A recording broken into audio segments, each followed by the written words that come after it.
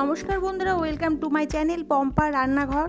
বন্ধুরা, অনেকেই মিষ্টি খেতে হয়তো পছন্দ করে না, কিন্তু শীতকালে নতুন গুড়ের সন্দেশ, নতুন গুড়ের রসগোল্লা তো প্রত্যেকেই ভালোবাসেন।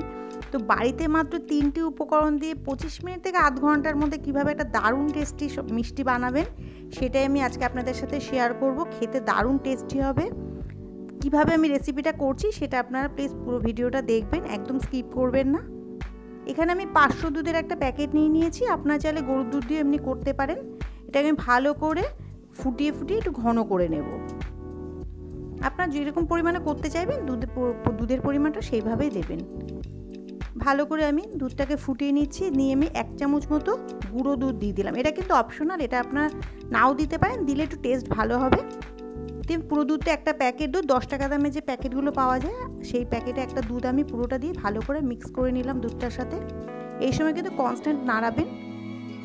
দিয়ে দিলাম আমি অল্প একটু ঘি। এই ঘিটা এটাও অপশনাল, দিলাম কেন, তাহলে কড়াইতে ভালো মানে যখন নাড়বো এটা লাগবে না। আপনারা এটা যদি দেন তাহলে খুব ভালো হবে, কড়াই থেকে চট করে জিনিসটা উঠে যাবে। ভালো করে ঘিটা আমি মিক্স করে নিলাম। এবারে আমি দিয়ে দিলাম 1 কাপ মতো খোয়া ক্ষীর। ক্ষীরটাকে আমি ভালো করে পুরোটা মিশিয়ে নিচ্ছি। আর যখন ক্ষীরটা দেবেন তখন কিন্তু constant medium to high flame করে এটাকে নেড়ে যাবেন, নাহলে কিন্তু তলায় লেগে যাবে। তো দেখুন আস্তে আস্তে এটা ঘন হয়ে যাবে, যেহেতু খোয়া ক্ষীর পড়েছে।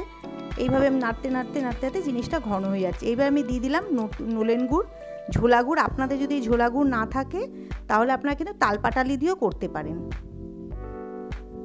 আমার কাছে ঝোলা গুড় ছিল বলে আমি গুড় দিয়ে, দেখুন কালারটা আস্তে আস্তে চেঞ্জ হয়ে যাচ্ছে। দিয়ে আমি একভাবে নেড়ে যাচ্ছি, নাড়তে দেখুন অনেকটাই ঘন হয়ে এসেছে। খুব সহজ, আধ ঘন্টাও সময় লাগবে না। খুব তাড়াতাড়ি আপনি বাড়িতে একটা দারুণ টেস্টি মিষ্টি বানাতে পারবেন। দেখুন আস্তে আস্তে অনেকটাই ঘন হয়ে এসেছে, আর কড়াইতে কিন্তু একটুও লেগে যাচ্ছে না। এই কারণে আমি ঘিটা দিয়েছিলাম। দেখুন আস্তে আস্তে অনেকটাই ঘন হয়ে গেছে। এই অবস্থায় আমি নাড়তে ফ্লেমটাকে কিন্তু এই সময় একদম লোতে করে রেখে দেবেন।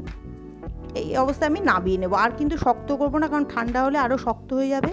আপনারা যদি সন্দেশের শেপ না দিয়ে আপনারা কাঁচা গোল্লা টাইপের বা মাখা সন্দেশ টাইপের খেতে চান তো এইভাবে এই অবস্থাতেই আপনারা রেখে দিতে পারেন। আমি কিছুক্ষণ ঠান্ডা করে নিয়েছি, বেশি ঠান্ডা করবেন না। দিয়ে আমি একটু সন্দেশে একটা শেপ দেব। আপনারা চাইলে এইভাবে খেতে পারেন বা যে কোনো মানে শেপও দিতে পারেন আপনারা। আমি এইভাবে একটু দিলাম যাতে আমি ঝোলা গুড়টা দিয়ে খেতেও ভালো লাগবে, দেখতেও ভালো লাগবে। আমি সেই কারণে এরকম শেপটা দিচ্ছি।